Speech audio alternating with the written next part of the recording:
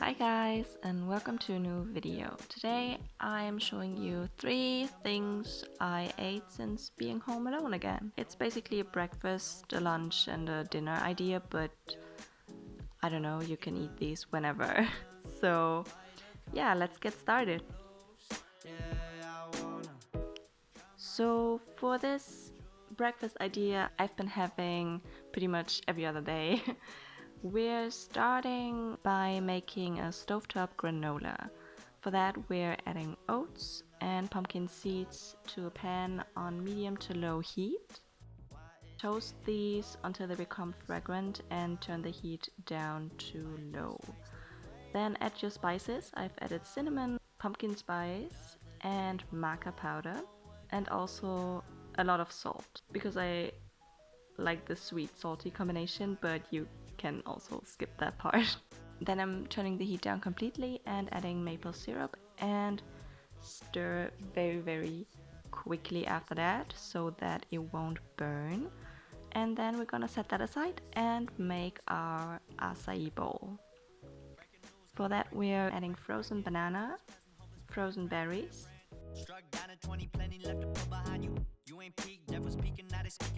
half of a green apple,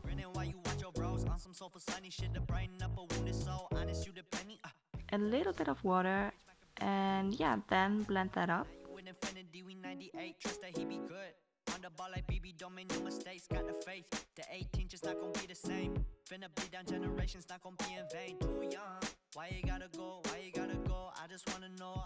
And you can add some, I don't know, superfoods. This is optional, but I have them laying around, so I've added maca powder again, açaí powder, and blue spirulina.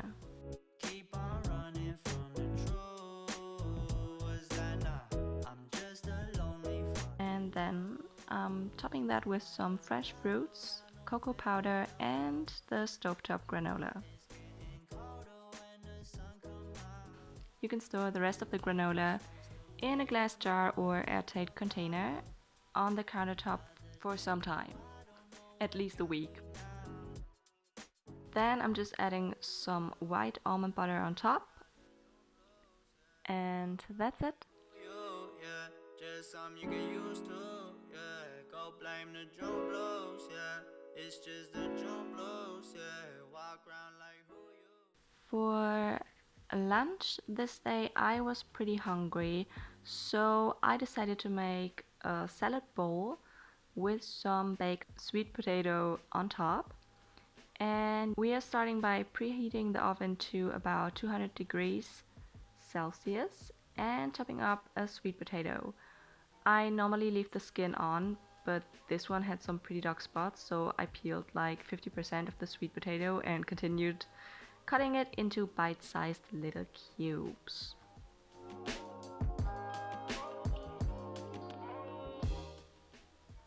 I then put the sweet potato bits into a bowl with cold water and let them soak for a while. Apparently that makes them more crispy, but you probably have to soak them longer to really notice a difference.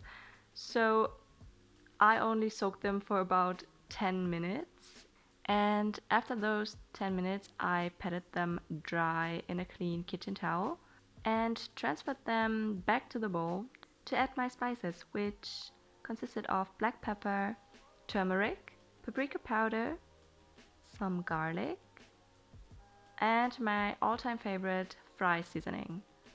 If you're here from Mina's channel, then you know what that is about. So then I gave it a quick stir and transferred it to a baking tray where each piece gets their own personal space.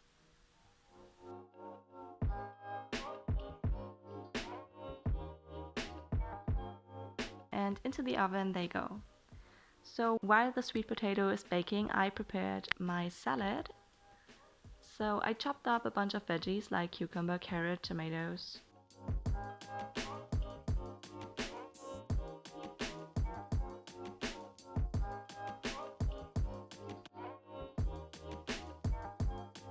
A few radishes I had left, and actually no real salad.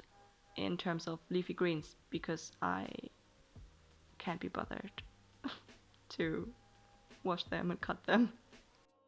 Then I also added some green olives on top and started to mix up my dressing. First, I've added some tahini, followed by I think a teaspoon of balsamic vinegar, a tiny bit of mustard, black pepper, fry seasoning again, and a generous amount of nutritional yeast. Also a splash of water, and then mix it until it reaches your desired consistency, and done. After about 30 to 40 minutes, I took my sweet potato bits out of the oven and assembled my bowl.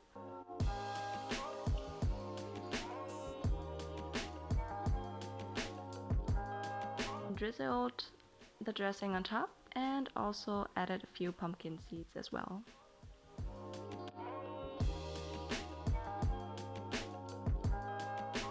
And here I'm presenting you this glorious lunch idea in a much more pleasant lighting situation.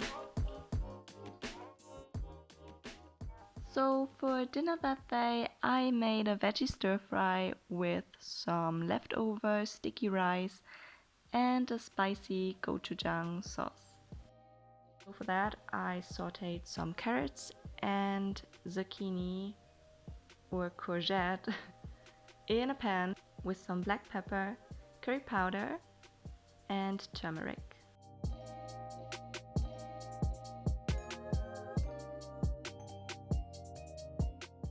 Also, I would normally add tofu to this as well, but I didn't have any, so yeah. But if you do, then I would highly suggest you add some.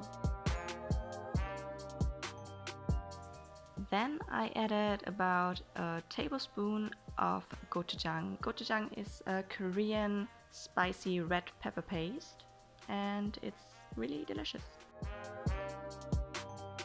Then I'm also adding a splash of water to thin the sauce out and let it cook for a few minutes, while also adding some soy sauce and some rice syrup. Turn down the heat and add your rice. I used this sticky rice I had left from a certain rice experiment. Do I have to say more? If you don't know what I mean, maybe give it a quick Google search.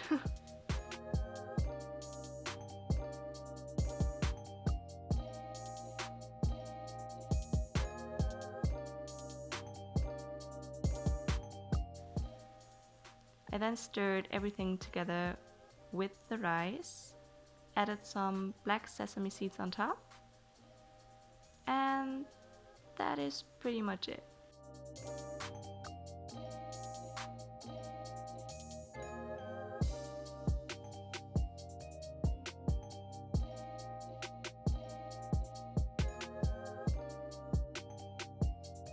And this is the dinner idea. I hope you had fun watching this video, and thanks for watching. Bye!